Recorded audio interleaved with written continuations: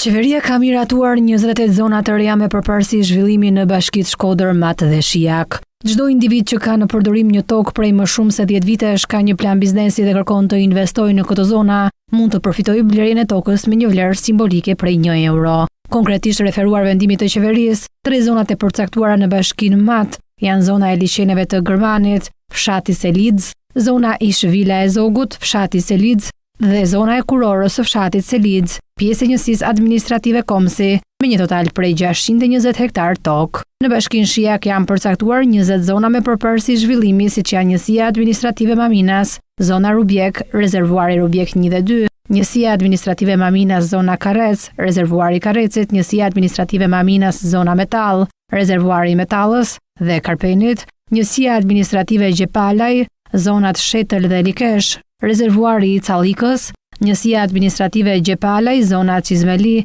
njësia administrative Gjepalaj, zona Kënet, rezervuari i Shtrazës, njësia administrative Gjepalaj, zona Gjepalaj, rezervuari i Terzies.